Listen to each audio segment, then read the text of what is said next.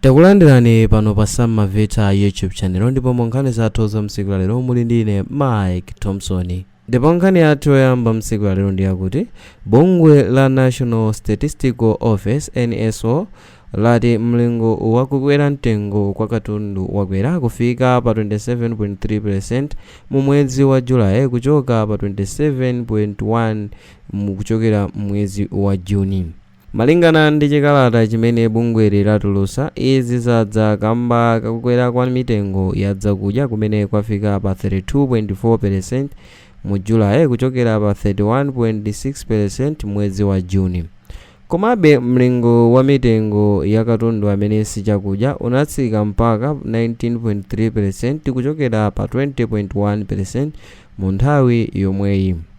Izi zikutanthauza kuti Amalawi ambiri amene alibe chakudya chokwanira apitirira kuvutika pogula chakudya pa mtengo okwera. Titi pa nkhani yakukwera mtengo kwa katundu yomweyi zadziwika komanso kuzindikirika kunena kuti Amalawi ambiri chaka chino akhala pa njala ya zaoneni ngati boma silichitapo kanthu pa nkhani ya mitengo ya chakudya monga chimanga imene ikukwera mothamanga kwambiri, ndipo chiyembekezo choti mitengo ya chimangayi isika palibe chifukwa chikunkana chikwera pakutha pa wiki kapena sabata ziwiri zilizonse mtengo wa chimanga ukumakhala ukukwera.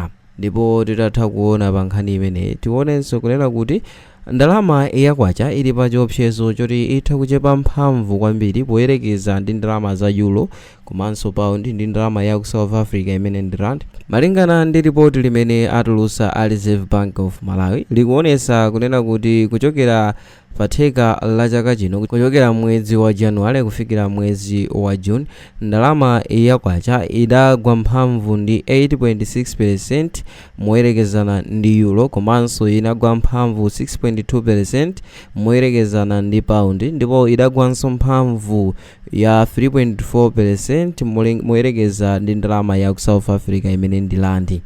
Ndipo idayeserakobe kuchita maintain mphamvu zake moyerekeza ndi ndalama ya dola imene kuchokera mwezi wa Januwale kufika Juni ndalama yakwacha poyerekeza ndi dola Malawian kwacha idagwa mphamvu ndi 0.08%. Koma pambali pa zimenezi zimene zaonetsa kuti ndalama yakwacha iyakanilira mphamvu zake moyerekeza ndi dola, zazindikirika kunena kuti ndalama ya dola idakalibe kusowa mdziko lino la Malawi imene ndi imodzi mwa ndalama imene imathandizira kuti dziko lino lizigula katundu. Ndipo nkhani yathu yosatira msiku lalero ndi yakuti amene akufuna kuzayimira dera la nkhotakota liwaladzi a Daniel Binda apereka maola 48 ku bungwe la Malawi Electoral Commission MEC kuti liwunikirenso chiganizo chake chowakana kuyima pa chisankho chikuzachi.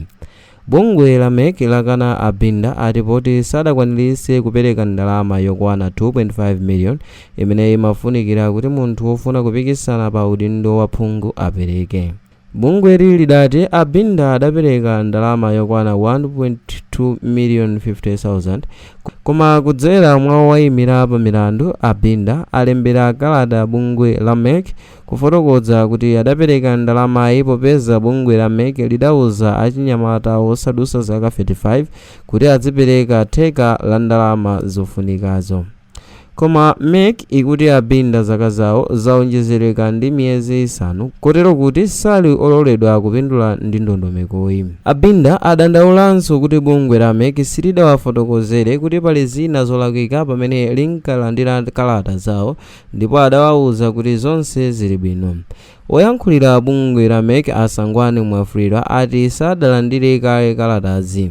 Ndipo nkhani yathu yosatira ndi yakuti yemwe akuyima ndi mtsogoleri wa chipani cha DPP pa chisankho chikuzachi a Jane Ansa wauza anthu ku Nkhatabe kuti onse omwe adasiyira sukulu pa njira kamba kosowa school fees chaka chino abwerere ku sukulu chifukwa chipanichi chisisa fidzi. Ndipo iwo mawu ake adati alidere nkulinga utayenda nawo, ndipo iwo afotokoza kuti ayenda ndi apita muthalika kwa nthawi yayitali kotero zitukuko zonse zimene zili mbomazi zimene adachita apita muthalika. Ndipo iwo adapitiriza kunena kuti nawonso anzathu tawaona koma alephera chifukwa zinthu monga fetereza, fizi ya ku sukulu ndi zina zotero zakwera.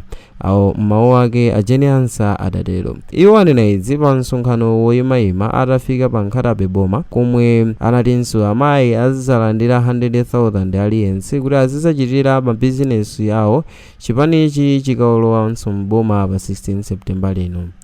Ndipo yemwe akuyimira chipanichi pa chigawo chapakati cha boma ali ngati phungu wa ku nyumba ya malamulo a Simon Vuwa Kaunda wati boma la Nkhatabe linatukuka kumbali ya zaumoyo, maphunziro ndi misewu yabwino pansi pa ulamuliro wa chipani cha DPP. Okondedwa omvera, apa ndipo pamapeto pa nkhani zathu zomwe tinakukonzerani msiku la lero, ndipo mu nkhani za lero munali ndine Mike Thompson.